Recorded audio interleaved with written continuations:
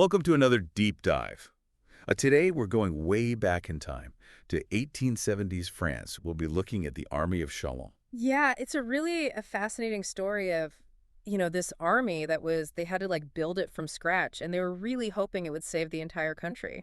It was during the Franco Prussian War and it didn't last long. Yeah. But it's still a very important part of military history. Right. We're going to learn about some epic battles, political intrigue. We've got some great excerpts from Wikipedia to work from, and even a timeline to keep everything straight. Should be fun.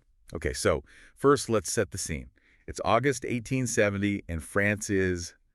oh, they're not doing so great. Not so great. The Franco-Prussian War is just raging on and on. Yeah. And their main army, the Army of the Rhine, is getting trounced. Yeah, and it's kind of fascinating to see how quickly things really fell apart. For the French, I mean. They suffered these terrible defeats at Wissembourg, Worth, and Forbach. All in just a few days. Just days, yeah. And that just put so much pressure on the French leadership. It was like total panic mode. Yeah. Empress Eugenie. She steps up as regent. Yeah. While Emperor Napoleon III, he's scrambling. Trying to reorganize the military.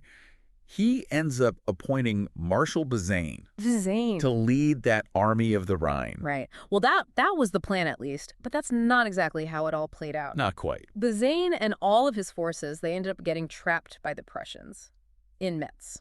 Okay, so that is where the Army of Chalons comes in. Yeah. It was really a very desperate move trying to turn the tide to break that siege. So where did they get all these guys? It was kind of, the sources say they just took leftover troops, reserves. Yeah. Oh, wow. Even units they'd just put together. They all get sent to this camp at Chalons and put under Marshal McMahon. Big man. Yeah. Okay. This all happened, it was August 17th. August 17th. That's when the army was formed. So you can imagine, chaos, right? Yeah. It was urgent. They needed an army. Fast. Makes sense. Well, we're talking about more than 120,000 men. 120,000 men. And who knows what kind of experience they all had and equipment, A real mix. Yeah, that sounds like a logistical nightmare. Oh, yeah. And, of course, you have Marshal McMahon, who is leading the charge. But looks like some other important people were there, too. Oh, yeah. Definitely. We have Generals Ducrot, Fely, Lebrun, and Wimpfen. They all played a part in all of this. They did. And it's... okay, so this is where things get even more interesting.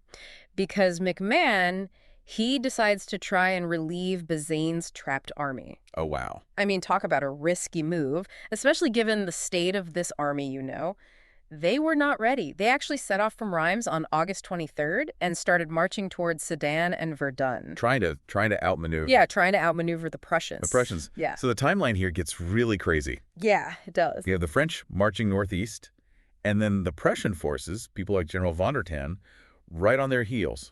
Yeah, I mean, you have to keep in mind the Prussians, they had momentum, and they had a lot more soldiers. The sources say that they actually reorganized into the 3rd and Meuse armies. A combined force. A combined force of almost 225,000 men, and they had more artillery. Yeah, so they were a force to be reckoned with. Oh, for sure. Okay, so then you have the clashes at Nouart and Beaumont. Those were turning points, right? Huge turning points. The French 5th Corps under General Fely, they get absolutely destroyed at Beaumont. August 30th. Yeah. And that just totally shattered any hope they had of rescuing Bazaine. Oh, yeah. Beaumont it was the end of that. I mean, can you imagine what that did to the morale of the entire army? It's hard to even imagine. I know. And McMahon, he has to concentrate his forces around Sedan, and then the very next day, they end up in these, crazy engagements at Bazay and Sedan itself. Wow. Talk about chaos and bravery. Oh, yeah. McMahon even gets wounded fighting. He was leading from the front, literally. Oh, yeah. But by this point, they're trapped. Trapped? The Prussians completely surrounded them. Surrounded. They put up a valiant last stand, But it was hopeless. So it all ends on September 2nd, 1870. Yeah. The Army of Chalons surrenders at Sedan. What a loss. It was a crushing defeat for France, absolutely crushing. The sources say 124,000 men were lost, captured, or just out of action. Yeah. And it pretty much sealed the fate of the Second French Empire. So we've gone from this army that was just like thrown together. Yeah. To this absolutely decisive battle that changed the course of history. It's amazing. You know, I think it's really interesting when you look at the Army of Chalons because it shows you how much politics can affect military decisions. Remember, Empress Eugenie. Yeah, she was in charge, acting as regent at the time. And all those defeats at the beginning of the war, it created this, a climate of desperation, you could say. Yeah, they needed a win. Yeah, they needed a win, and they needed it fast. Something to boost morale. And that's where the idea of, rescuing Bazaine and Metz came from. It was a bold move. Very bold. But we were saying earlier, the army wasn't ready for something like that. Oh, no, they were not ready. And it sounds like there were a lot of disagreements right from the start. I was reading that Marshal MacMahon, the army's commander. Right. He actually wanted to retreat to Paris. Regroup. Yeah, regroup, reinforce. Which makes sense. Yeah, MacMahon, he was known for being cautious, and I think he had serious doubts about whether this whole plan would work. But the politicians, they had other ideas? Yeah, Empress Eugenie, she was insistent. She was very insistent. They needed to do something, take some kind of decisive action. She believed that even a risky victory would keep the public on their side. And maybe, just maybe, turn the tide of the war. It's interesting how often political goals end up getting in the way of what might make sense from a military perspective. Yeah. It happens a lot, And with the Army of Chalons, it wasn't just that they were thrown together quickly and didn't have enough training. They also had problems on the inside. Like, what do you mean? Well, like different strategies, different ideas about what they should be doing. Some of the generals, they didn't agree with MacMahon's decision to march towards Sedan. They wanted to play it safer. I see, yeah. So they didn't have a united front. No, and when you're fighting an enemy like the Prussians, you really can't afford to be divided. No, that makes sense. And then there's Beaumont. You were saying that was a decisive moment. Oh, absolutely. General de Failly, he was the commander of the French Fifth Corps. He made some pretty bad mistakes that led to them being completely defeated. Okay. His positioning wasn't good, and he made some tactical errors. The Prussians, they saw that and took advantage of the weaknesses in the French lines. So Beaumont was really the end of any hope of getting to Bazaine. It was a major setback for sure. It hurt them strategically, and it really hit their morale. They had to fall back to Sedan, and that's where they were surrounded and had to surrender. Yeah, it's amazing how one battle can change the whole course of a war. It's almost tragic when you think about it. It really is. It shows how important leadership is. Yeah. And communication. And being able to adapt when things don't go as planned. And we can't forget, the defeat at Sedan, it wasn't just a military defeat. Right, it had huge political consequences, too. Huge! Emperor Napoleon III, he was captured at Sedan. That was a major blow, symbolically speaking. It pretty much marked the end of his reign. And the Franco Prussian War itself, it really changed the whole landscape of Europe, geopolitically. Absolutely. Germany was unified under Prussian leadership. And that created a whole new power dynamic on the continent.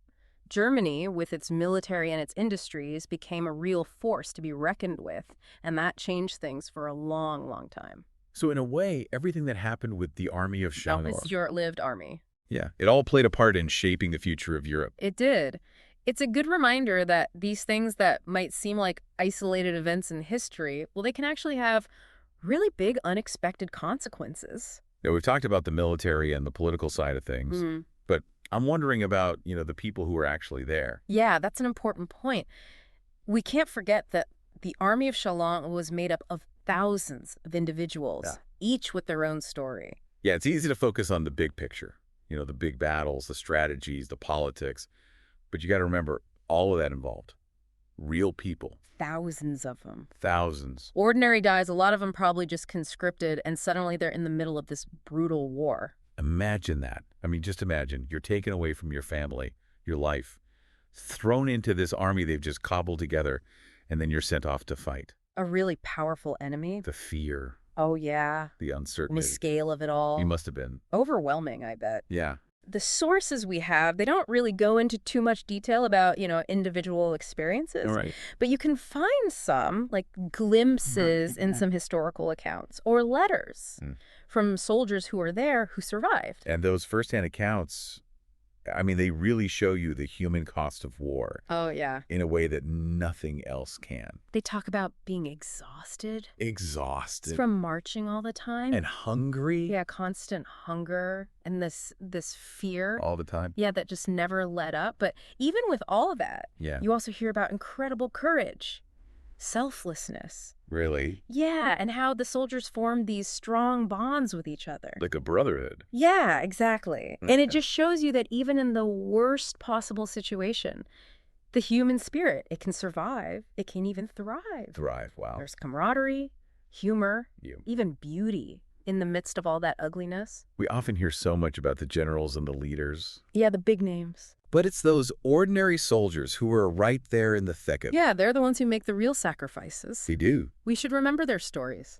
Honor what they did. Yeah. The Army of Chalons, I mean, it didn't last long. But those men, they were part of history. Yeah, part of history. Even if it's a tragic part. Their defeat at Sedan, it had huge consequences. But their story can teach us some things. What kind of things? About the nature of war. Yeah. Leadership.